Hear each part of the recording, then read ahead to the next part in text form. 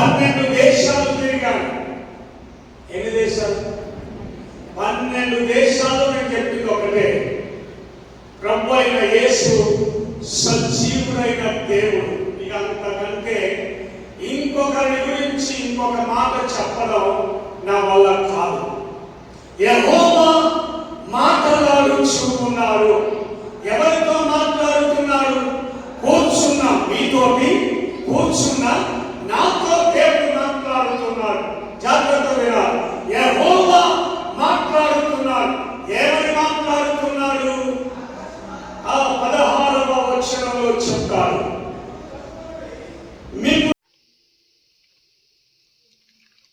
Praise the Lord. Welcome back to my channel Christiness.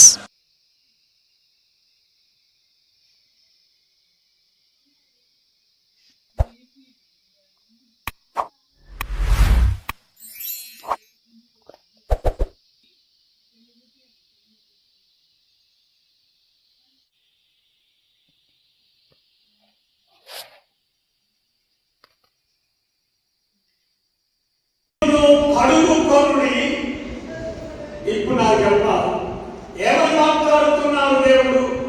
మిమ్మను కడుగుకొనుడి. ఎలా కడగాలి? పొద్దున్నే 6 గంటలకు స్నానం చేస్తాను, వీలైతే సాయంకాలం కూడా స్నానం చేస్తాను. ఎక్కడికి పోయినా కాలు కడుక్కుంటాం, భోజనం చేసే ముందు చేయి కడుక్కుంటాం. ఇంకేం కడుక్కోవాలండి? కాదు. దేవుని దృష్టిలో దేవుడైన యెహోవా చెబుతుంది, మిమ్మును మీరు కడుగుకొనుడి. ఎలా కడగాలి? మన నోటిని కడగాలి, నాలుకను కడగాలి, పళ్ళను కడగాలి, ముఖాన్ని శుభ్రం చేసుకోవాలి. ఎందుకు అనంటే మిమ్మును మీరు కడుగుకొనండి. దేనితో కడగబడాలి? ప్రభు అయిన యేసు రక్తంలో కడగబడాలి. యేసు రక్తంలో శుద్ధి చేయబడాలి. పరిశుద్ధమైన స్థితిలో ప్రవేశించడానికి సిద్ధపడాలి. అపవిత్రతలోనికి కాదు, పాపంలోనికి కాదు, బురదలోనికి కాదు, దుమ్ములోనికి కాదు. దేవుని స్తోత్రం చెప్పుదాం. విత్తనాల సుధాకర్ గారు పొద్దునే వచ్చి మా స్థలంలో కొంచెం బోర్ వేయాలి తండ్రి గారు. ఒక ఆయన వచ్చి ఇక్కడ నీళ్ళు పడతాయని చెప్పారు, రమ్మంటే నేను వెళ్ళాను. ఆయనలో ఒక కొబ్బరికాయ పెట్టి మీరు కూడా చూస్తారు కదా, చూడండి అన్నాడు. సరే, ఉంటే ఉన్నాయని చెప్తాను, లేకుంటే లేదు, అయినా పర్వాలేదు. కొబ్బరికాయ పట్టుకొని 2 అడుగులు వేశాను. చక్కగా నిలబడింది. 3 పైపులు వేసేసరికి నీళ్లు చిమ్ముతూ బయటకు వచ్చాయి. దేవుని స్తోత్రం చెబుదాం. దైవ కృప ఎక్కడ ఉంటుందో, దేవుని సన్నిధి ఎక్కడ ఉంటుందో, ఎవరిలో దేవుని వాక్యం నిలిచి ఉంటుందో, దేవుడు ఏం చేస్తాడంటే జీవజల నదులను ప్రవహింపచేస్తాడు. మిమ్మును మీరు కడుగుకొనుడి అని అంటున్నాడు. మన నాలుకను కడగాలి. అవును కదా? మీకు టంగ్ క్లీనర్ ఉంటుందా? చెప్పరే. నాకు టంగ్ లేదు, ఆ క్లీనర్ లేదు. వేపపుల్లి అంతాను పెట్టి లాగేస్తాను. వాక్యం ఏమంటుందంటే మిమ్మును మీరు కడుగుకోనండి. నాలుక ఉందే, ఈ నాలుక అంత మంచిది కాదు. అవును కదా? ఎంత మంచిదంటే కొంచెం ముఖం గుండ్రగా ఉంటే పెద్ద పీట ఉంటుందే. ఇప్పుడు ఏదో స్టూలు చైర్లు వచ్చాయి, కానీ పూర్వకాలం గుండ్రగా ఉంటే పెద్ద పీట తెచ్చి కూర్చో. ఒక చిక్కిపోయి వాడి ఊగ లేక కూర లేక చిక్కిపోయింది అనుకో, ఆ బండ మీద కూర్చోపో. మనుషులు చేసే తీర్మానం దేవుడి దగ్గర నిలువబడదు. బికాస్ ఏదో ఒక దినమున తీర్పు కొరకు మనం తప్పకుండా నిలువబడాలి. నిలువబడాలి అంటే మన నాలుక ఏం చెబుతుందో జాగ్రత్తగా వినాలి. సంఘానికి సంబంధం లేని వాళ్ళు కూడా మాట్లాడుతున్నారు గొప్ప గొప్పగా. సంఘానికి సంబంధం ఉంటే, సంఘంలో సభ్యుడమే అయితే, సంఘ పరిచర్యను లేవనెత్తడానికి మీ సహకారం ఇవ్వగలిగితే దేవుడు ఏం చేస్తాడో తెలుసా? మీ కుటుంబాన్ని కూడా పైకి లేవనెత్తుతాడు. దేవుని స్తోత్రం చెబుదాం, గట్టి చెబుదాం. కారణం ఏంటి అంటే, మిమ్మును మీరు కడుగుకొనండి. ఎలా కడుగుకోవాలి? దేవుడు మనల్ని ఏం చేశాడు? తర్వాత చదువుదాం, 2వ వచనం, యెషయా గ్రంథం 2వ వచనం. దేవుడు అన్నాడు, యెహోవా మాట్లాడుతున్నాడు ఎవరెవరితోటి? ఆకాశమా ఆలకించుము, భూమి చెవియొగ్గుము. ఆ ఇద్దరితో ఎందుకు మాట్లాడుతున్నాడు? భూమి ఆకాశములతో దేవుడు ఎందుకు మాట్లాడుతున్నాడంటే, మనుషులతో మాట్లాడి మాట్లాడి మాట్లాడి విసిగెత్తిపోయాడు.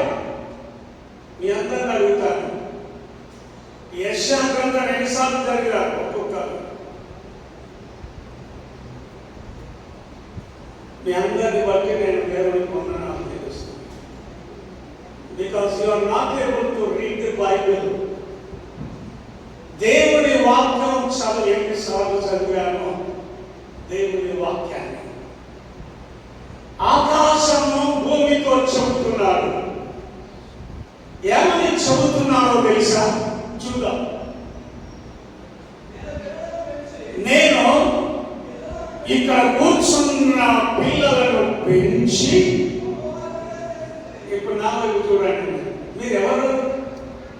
నేను మీ ఇంటి పేరు అడగట్లా, మొలకనా ఎలకనా కారమా కోడి అని అడగట్లా. ఎవరు మీరందరూ? ఇప్పుడన్నా చెప్పరాదు. దేవుని పిల్లలు కాకపోయినా గట్టి చెప్పరాదు. ఎవరట? నేను పిల్లలను పెంచి గొప్పవారినిగా చేసి తిని. ఎంత గొప్పవారు? ఎంత గొప్పవారు? గుడ్ మార్నింగ్ తండ్రి గారు వచ్చాడు ప్రమోద వెస్టీలో. ఇక వెళ్ళగానే 2 ఉంగరాలు కనపడ్డాయి. భలే ఉన్నాయి ప్రమోద అన్న. అబ్బాయి ఇది నాలుగే, నీది కానీ నేను ఎందుకు పెట్టుకున్నావు? That is the fact. ఏంటి అంటే, నేను గొప్పవారినిగా చేసింది. ఎంత గొప్పవారు? ఎవరికి అందలేనంత ఎత్తులోనికి, ఎవరు ఊహించనంత స్థితిలోనికి నేను నా పిల్లలను పెంచి గొప్పవారినిగా చేసింది. ఎంత గొప్పవాళ్ళమో! ఎందుకో తెలుసా? ఎందుకు మనం గొప్పవారం అంటే, క్రీస్తు రక్తము ద్వారా కొనబడినటువంటి వారు. ఎవరు మనం? మీ స్థితి ఏంటిదో చెప్తారా? మీ స్థితిగతి ఏంటన్నా? క్రీస్తు ఆయన రక్తాన్ని చిందించి మనల్ని కొన్నాడు కనుక అంత గొప్పవారు. ఎందుకు మనల్ని అలా చేశారు? ఒక మాట చూద్దాం. ఎఫెసీ పత్రిక 6వ అధ్యాయం 7వ వచనం.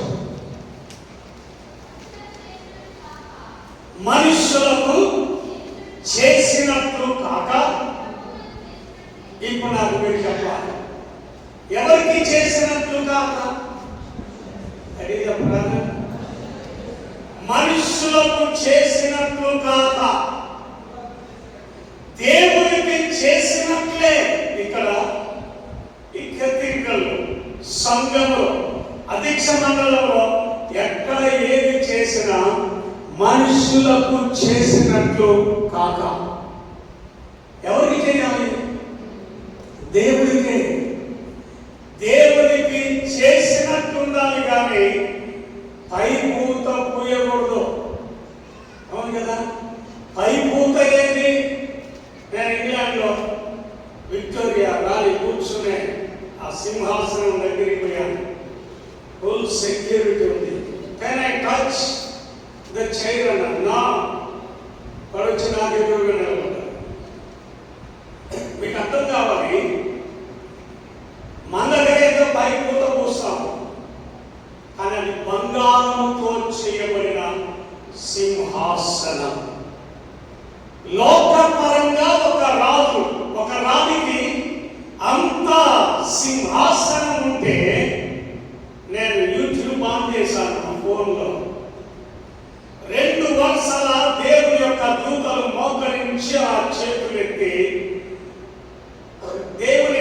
నామాన్ని స్తుతించి ఆరాధిస్తున్నారు.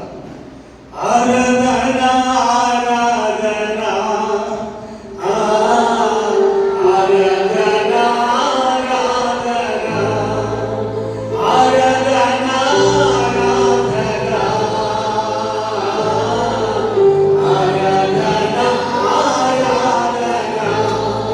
ఏంటంటే ఆరాధిస్తూ ఉంటే చివరిలో మహాసింహాసనం మీద ప్రభు సింహాసనాసీనుడై ప్రజల వైపు తిరిగి ఆశీర్వదిస్తా ఉన్నాడు. దేవుని స్తోత్రం చెప్దాం.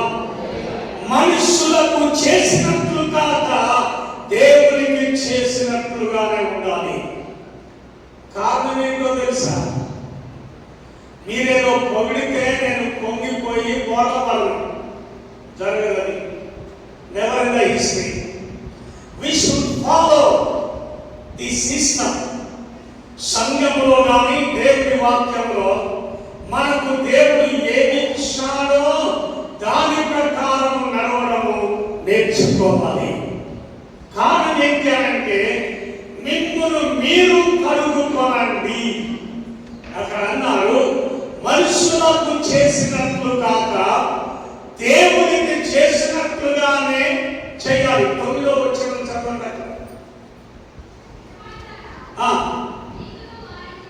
యజమానులారా మీకును వారికి ఎక్కడున్నారట? కొంచెం గట్టి చెప్పాలి, నాకేం చెవులు ఎక్కువ. ఎక్కడున్నారట? ఎవరైనా మనం ఊహించి మనం చూసుకున్నటువంటి వాడు కాదు. అవును కదా? మనకు తెలుసో తెలియకో నోటిలో ఎక్కువై ఎన్నెన్నో మాట్లాడుతుంటాం, కానీ నాలుకను సరి చేయగలిగిన దేవుడి దగ్గర మనం ఉన్నామని గుర్తుంచుకోవాలి. ఓకే, నేనేదో మిమ్మల్నేదో అంటే మీరు కింద పడిపోయి ఏదో అయిపోతారేమో. బట్ దేవుడు అన్యాయస్తుడు కానే కాదు. కారణం ఏంటి అంటే మనకు తెలిసినా తెలియకపోయినా దేవుడైన యెహోవా పరలోకమందు ఉన్నాడు. అందరి చూస్తాడు, అందరి మాటలు వింటాడు. నీ అంతరంగంలో ఉన్న దోపునదే అచితేంద్రియత్వం, కోపము, ద్వేషమునదే అదంతా చూడగలిగిన వాడు దేవుడే. ఒక ఆయన పాపం పొద్దున్నే కారు స్టార్ట్ చేసుకున్నాడు, వెళ్ళాలి, ప్రయాణం ప్రారంభమైంది. మార్గ మధ్యలో ఎక్కడో కారు ఆగిపోయింది. 11 గంటల నుండి 3 గంటల దాకా పాపం ఎన్నో ప్రయత్నాలు చేశాడు, కానీ కారు ఏమో స్టార్ట్ కావట్లేదు. ఈలోపు వెనకాల నుండి ఒక కారు రాని వచ్చింది. ఈ వ్యక్తి బాగా చెమటలు కార్చి శ్రమ పడి అక్కడ నిలబడితే ఆ కారు దగ్గరికి రాగానే ఆగింది.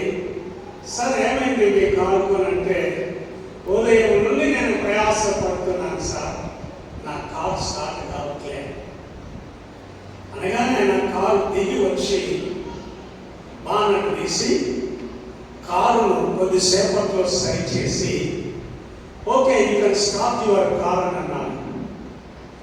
సార్ మీ పేరేంటి అని అడిగారు. మీరు అడిగారు కాబట్టి చెప్తాను. మీ కారు పేరేంటి అని అన్నాడు. నా కారు పేరు ఫోర్ట్. నేనే ఫోర్ట్. దేవుని స్తోత్రం చెప్తున్నాను. ఎవరట? మనం ఊహిస్తూ ఉంటాం ఎవరి కొరకో దేని కొరకో. But there is a very good system in the church. ఏమైందో తెలుసా? నిజం అనేది ఏదో ఒక రోజు బయటికి వస్తుంది. నీ కారు ఆగిపోయింది, నీ జీవిత విధానం ఆగిపోయింది, నీకున్నటువంటి అందం, చందం, బలమంతా తరిగిపోతా ఉంది. ఏదో ఒక దినమున దేవుడి దగ్గర నిలవబడాలి.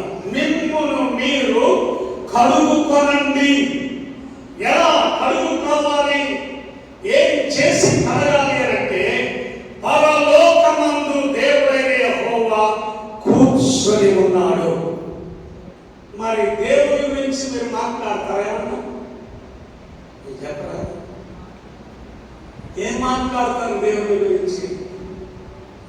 దేవుని గురించి మాట్లాడవచ్చు, పాటలు పాడవచ్చు, స్తుత్యాలను చేయవచ్చు.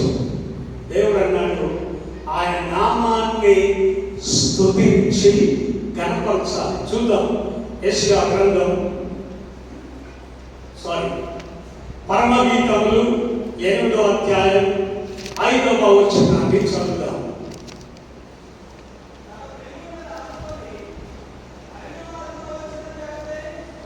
అరణ్య మార్గములో వచ్చున్నది ఎవతే, మొదటన్నాడు తన ప్రియుణ్ణి ఆనుకొని. ఇప్పుడు నా వైపు చూడండి. ఇప్పుడు నేను మీకు వాక్యం చెప్పాలి, నా వైపు చూడండి. తిరిగి చెప్పాలన్నా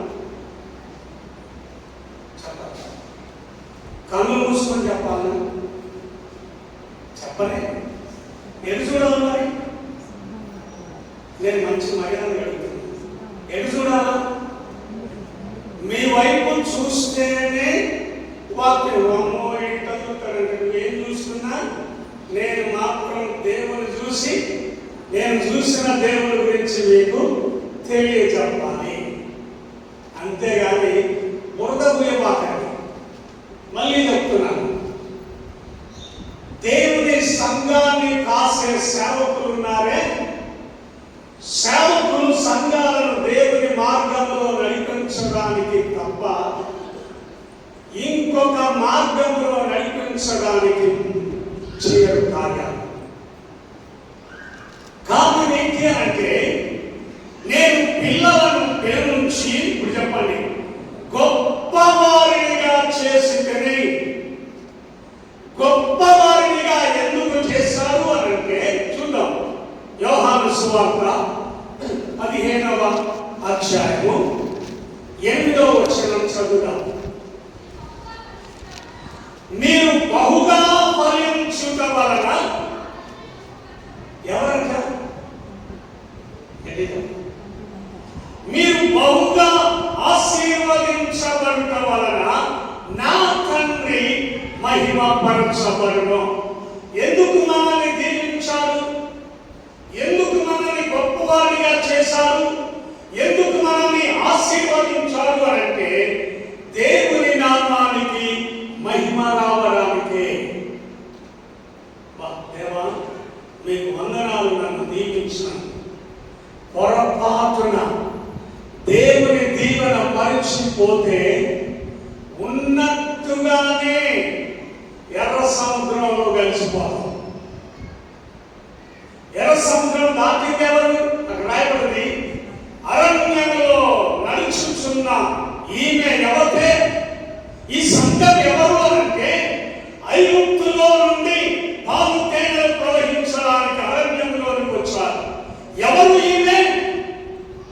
దేవా, ఇశ్రాయేలీయులకు ఆకలి అవుతుంది, పొలం లేదు, పంట లేదు, ఏం చేయాలి? ఆకాశం నుండి మన్నాను పంపించాలి. నన్ను భోజనం చేశాను కానీ మంచి నీళ్ళు లేవు.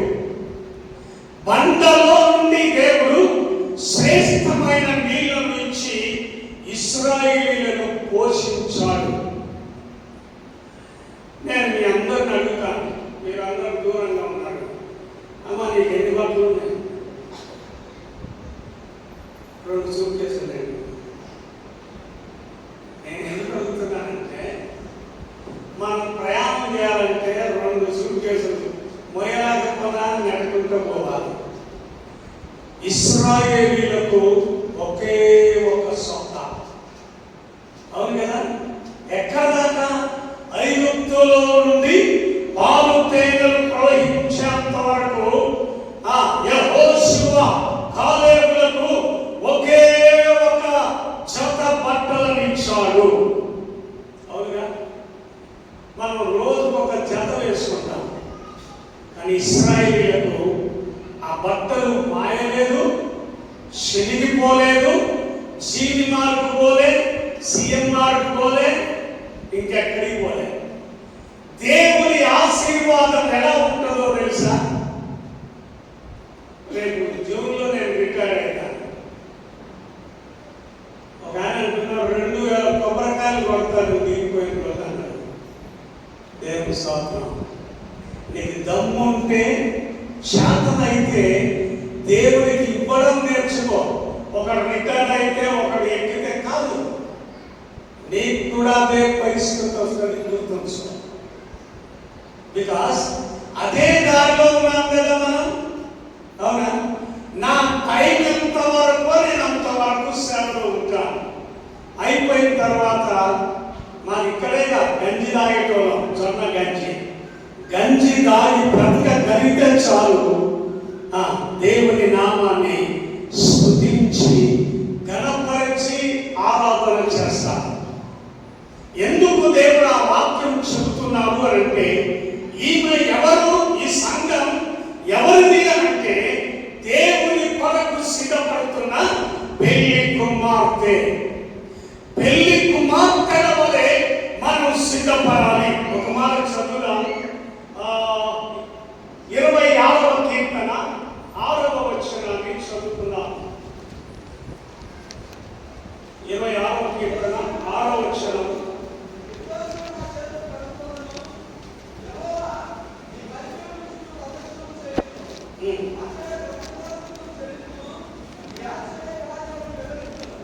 నిర్దోషినని నా చేతులు కడుగుకొందును, యెహోవా నీ బలిపీఠం చుట్టూ ప్రదక్షిణము చేయుదును. నిర్దోషినని. ఇప్పుడు నాకు చెప్పండి, దేవుడు భూమి ఆకాశములతో ఎందుకు మాట్లాడాడు అని అంటే, మనుషులందరూ దోషులై. మీ అందరిని అడుగుతాను ఒక మాట, ఏమనుకోగా? ఇక్కడ పరిశుద్ధులై పరలోకానికి సిద్ధపడిన వాళ్ళు ఎవరు? ఎవరైనా ఉంటే మీతో ఎక్కువసేపు ప్రార్థనలో వెళ్తాను. అవును, నేను 3 గంటలు లేచిన ప్రార్థన చేసుకుంటూ కూర్చున్నాను. కారణం ఏంటంటే పరిశుద్ధుని కాలేదు. అధ్యక్ష మండలంలో నేను నంబర్ 1, అవును కదా, మొదటి పాపిని నేనే. కారణం ఏంటో తెలుసా? పాపము ఎక్కడ పెచ్చు మీరిపోయి ఉన్నదో దేవుని కృప అంతకంటే అధికముగా ఉన్నది అని వాక్యం చెబుతా ఉంది. కారణం ఏంటంటే, మీరు పాపులు దోషులని నేను చెప్పట్లే. యెషయా చెబుతున్నటువంటి మాట, మిమ్మును మీరు కడుగుకొనుడి, క్రీస్తు రక్తములో కడుగుకోవాలి. నీ బలిపీఠము చుట్టూ నేను ప్రదక్షిణము చేయుదును. ఎక్కడ? ఈ మందిరము చుట్టూ. మందిరంలో దేవుని పాదాల దగ్గర కూర్చొని ప్రదక్షిణము చేసి ప్రార్థన చేయగలిగితే దేవుడు ఏం చేస్తాడంటే, ఏదో ఒక దినమున, ఏదో ఒక సమయమున దేవుడు మనలను ఆశీర్వదిస్తాడు. దాని కొరకే ఇంత ప్రయాసముతో రావాలి. ఇర్మియా గ్రంథం 2వ అధ్యాయం 22వ వచనాన్ని చదువుదాం. ఇర్మియా 2:22.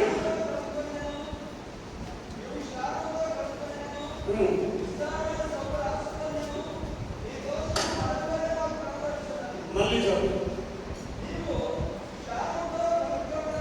క్షారముతో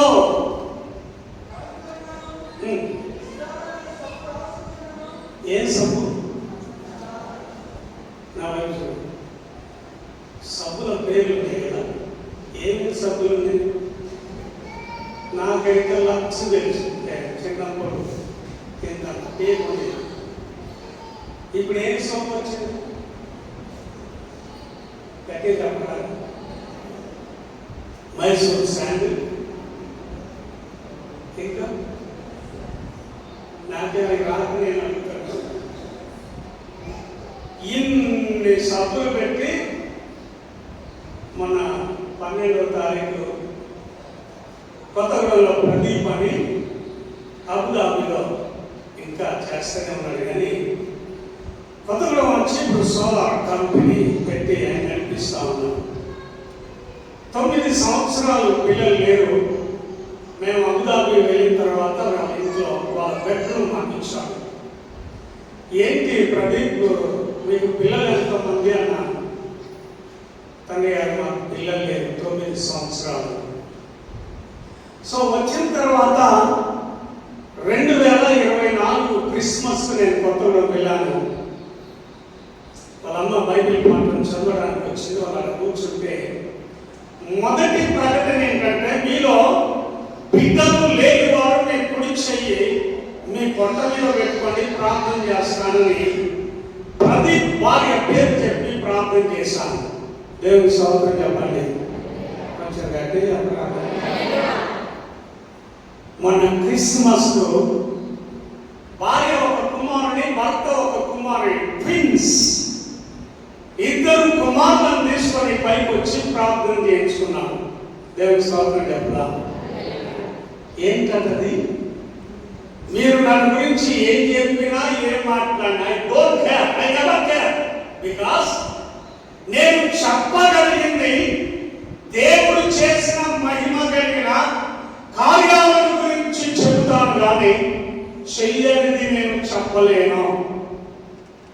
దేవుడు మన మధ్యలో ఉన్నాడు. దేవుని స్తోత్రం కలుగునుగాక.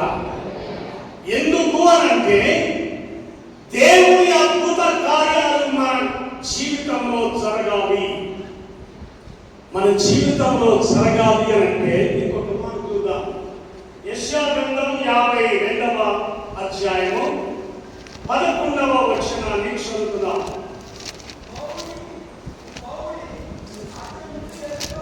ఎక్కడి నుండి పోవాలి? జాగ్రత్త వినండి. పోవుడి పోవుడి. ఎక్కడి నుండి? నా వైపు చూడండి. ఎక్కడి నుండి? అమ్మో, ఈ తెలుగు రాష్ట్ర ఎక్కడి నుండి పోవాలి? దుష్ట కార్యములు చేయవారి దగ్గర నుండి, దేవునికి వ్యతిరేకమైన కార్యాలు చేయువారిలో నుండి పోవుడి పోవుడి. ఎక్కడికి అంటే అక్కడ నుండి మీరు వెళ్ళిపోవుడి. ఎందుకో తెలుసా? దేవుడు ప్రేమగా చెప్తాడు, దేవుడు దయతో చెప్తాడు, దేవుడు కనికరం కలిగి అక్కడ నుండి వెళ్ళిపోండి. లేదు లేదు లేదు, నాకు మెయిన్ చైర్ ఇక్కడే ఉంది, జస్ట్ నేను ఇక్కడే కూర్చోండి కానీ దేవుని వాక్యం ఏమంటుందంటే పోవుడి పోవుడి, అక్కడ నుండి పోవుడి. ఇప్పుడు నాకు మీరు చెప్పాలా? దేవుడైన యెహోవా యోనాతో మాట్లాడడం మొదలుపెట్టింది. యోనా, నీవు నినివే పట్టణానికి వెళ్ళి దుర్గతి కలగబోతుంది అని ప్రకటించు. అప్పుడు నిలబడ్డాడు యోనా. ఒక్కవేళ నేను అక్కడికి పోయి దుర్గతి కలుగుద్ది అని చెప్పాను అనుకో, నినివే వారు ఏం చేస్తారు? మళ్ళా ఆయన గుట్ట ఉంది వాళ్ళ దగ్గర, గుట్ట మీద ఉన్న రాళ్ళని తీసి నా మీద చచ్చిపోతాను నేను. నినివేకు వెళ్ళకుండా తర్షీషుకు వెళ్ళడానికి టికెట్ తీసుకొని అందులో కూర్చున్నాడు. ఎప్పుడైనా గుర్తుంచుకోండి, దేవుని కాదని అడుగు పెడితే భూమికి పునాదిని లేకుండా భూకంపాన్ని కలగజేసే దేవుడు ఉన్నారని మర్చిపోవాలి. నిన్న బాగా ఎండ ఉంది, ఎండలో క్రమం పోవాలి కానీ ఇట్లా పెట్టిన చెయ్యి కాగుతా, ఎండ సుర్రాన్ని కాగుతా ఉంది.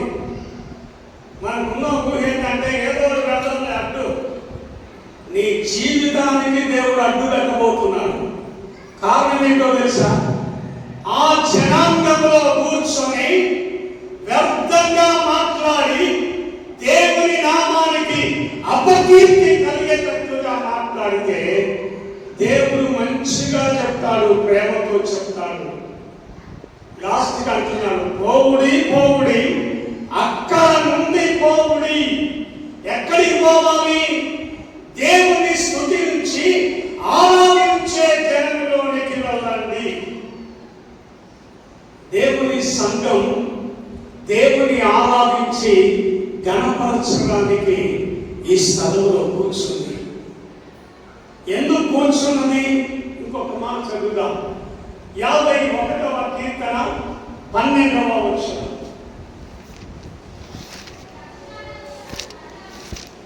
నీ రక్షణ ఆనందమును నాకు మరలా పుట్టించుము. ఏ మనస్సు? సమ్మతి గల మనస్సును నాకు పుట్టించి. ఏ మనస్సు కావాలి? నా మిత్రుడు, మనకు కావాల్సింది ఏంటంటే దేవుని మాటను అంగీకరించగలిగిన మనసు కావాలి. మనకున్న మనసు మంచిది కాదు. దేవుడు నోవాహుతో మాట్లాడుతూ ఒక మాట చదవండి. ఆదికాండం 7వ అధ్యాయం 1వ వచనం.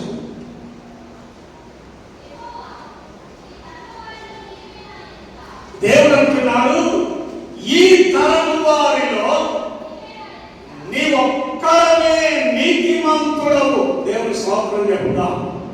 గట్టి చెప్పండి. ఎవరిని చూసి? ఒక నోవాహుని చూసి అంటున్నాడు, నీ ఒక్కడే నీతిమంతుడవైన ఎదుట నిలబడ్డావు. దేవుడు మనకు చెప్పాలి, మంచి పేరు గురించి దేవుడు చెప్పాలి. ఏది మంచి అంటే ఆయన పాదాల దగ్గర కూర్చొని సమయం ఎక్కువ గడిపి వాక్యం చదవాలి, ప్రార్థన చేయాలి, ఆయన సహవాసంలో ఉండాలి. సహవాసాన్ని చెడగొట్టే మాటలు చెప్పవాలి, సహవాసాన్ని చల్లాచదురు చేసే మాటలు చెప్పవాలి, సహవాసాన్ని బలపరచగలిగిన మాటలను చెప్పాలి. బలపరచగలిగిన మాట ఏంటో తెలుసా? ఇప్పుడు చూద్దాం. యెషయా గ్రంథం 1వ అధ్యాయము 3వ వచనం.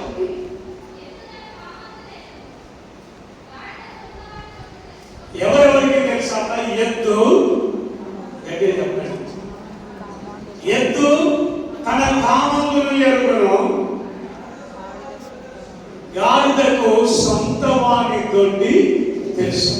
ఇప్పుడు నాకు చెప్పండి, ఆ ఎడ్లకు గాడిదలకు మాటలు మాట్లాడే జ్ఞానం ఉందా? చెప్పలే. వింటుందా వాక్యం? ఉందా? ఉండదు. నేను మాట్లాడుండే ఎడ్ల బండి పోలు ఎత్తగానే ఎడ్లు వచ్చి మెడ మీద కాని వేసుకునేది. ఎవరు చెప్పారు? అవి వాటి సిస్టంలోనికి వచ్చాయి. వాటికి తెలుసు బండి స్టార్ట్ చేయాలంటే కానీ వాటి మెడ మీద ఉండాలి. క్రైస్తవులుగా మన మోకాల్లో ఉండవలసిన అలవాటు ఏంటంటే సహవాసంలో మోకరించి ప్రార్థన చేయాలి. ఏమని ప్రార్థన చేయాలి? ఎద్దు తన కామములను ఎరుగును, గాడిద సొంత వారి దొడ్డి తెలుసుకొనును. ఇశ్రాయేలీయులకు తెలివి లేదు. ఇప్పుడు చెప్పండి, ఇశ్రాయేలీయులు ఎవరు? గట్టి చెప్పాలి. దేవుడు అన్నాడు, నా బిడ్డలు ఇశ్రాయేలీయులు. ఇశ్రాయేలీయులకు తెలివి లేదు.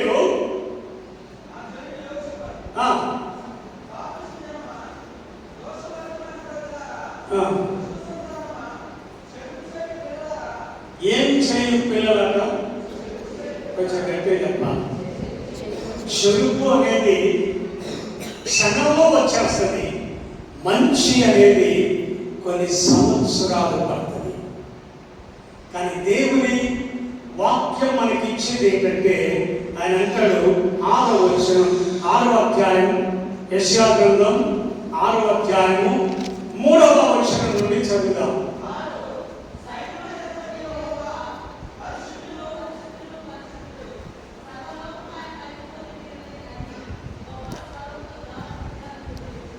ఎవరు చేస్తా ఉన్నారట? వారు పరిశుద్ధులు పరిశుద్ధులు పరిశుద్ధులు అని గాన ప్రతిగానములు చేయుచూ ఉండేది. ఇది దేవుని సంఘం. దేవుని సంఘం ఏం పని చేస్తుందో చూద్దాం. అపోస్తల కార్యములు 1వ అధ్యాయం 14వ వచనం. అపోస్తల కార్యములు. వీరందరూ వీరితో కూడా కొందరు స్త్రీలను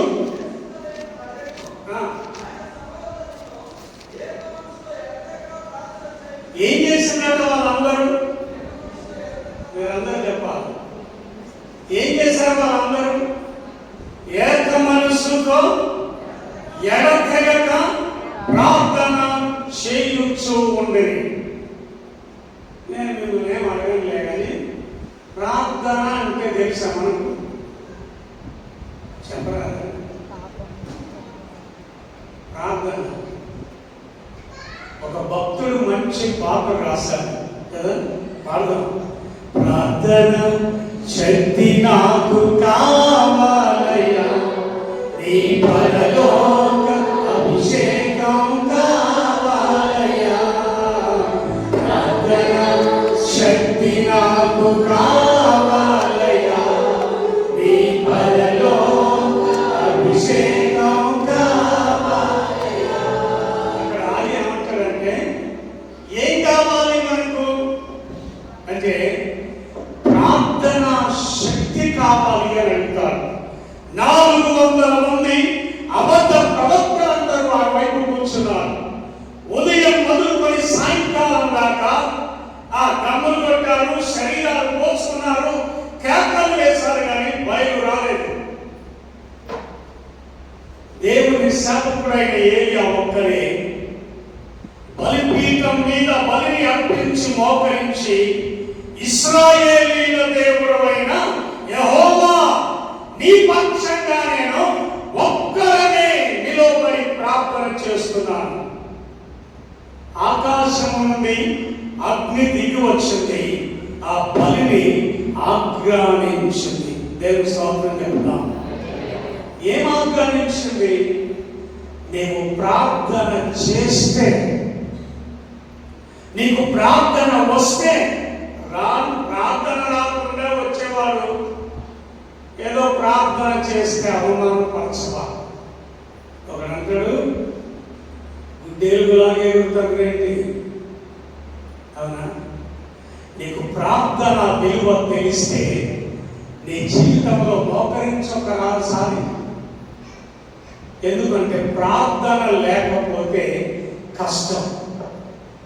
120 మంది మేడగదిలో ఏక మనస్సుతో ఎడతెగక దేవా నీవు గొప్ప దేవుడు అని ప్రార్థన చేయడం మొదలుపెట్టారు. పరిశుద్ధాత్మ దేవుడు వారిని సంధించను. కారణం ఏంటో తెలుసా? ఒక్కటే కారణం, దేవుని సన్నిధిని కోరుకుంటున్న సంఘం దగ్గరికి దేవుడు దిగి వచ్చాడు. మన సహవాసం ఎలాంటిదై ఉండాలంటే, దేవుడు మన మధ్యలోనికి వచ్చి మనల్ని ఆశీర్వదించాలి. ఆ సహవాసం కావాలి.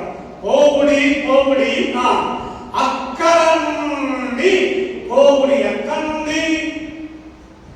దేవునికి వ్యతిరేకమైన స్థలములో నుండి, ప్రజల మధ్యలో నుండి, వ్యతిరేకమైన క్రియలలో నుండి వెళ్ళిపోండి. ఎక్కడ దాకంటే ఏక మనస్సుతో ఎడతెగక ప్రార్థన చేస్తున్న వారి దగ్గరికి వెళ్ళండి. ఈ ఉదయం దేవుని పాదములను ఆశ్రయించిన మనం ఈరోజు 2 కోత పండుగలు ఉన్నవి. నేను ముగించబోతున్నాను. తలలు వంచండి, ప్రార్థన చేసుకుందాం. దేవుని పాద సన్నిధిలో కూర్చున్న మనం ఒక చిన్న ప్రార్థన. ప్రభువా, నేను మీ దగ్గర కూర్చొని అడుగుతున్నాను, నన్ను ఆశీర్వదించమని అడగండి. పరిశుద్ధుడైన తండ్రి, ఈ ఉదయకాలం నాయన కథీడ్రల్ సంఘముగా మీ సన్నిధిలో ప్రార్థిస్తుండగా మా ప్రార్థనను ఆలకించి పరలోకపు దీవెనలనిచ్చి మహిమ మీరు పొందమని యేసు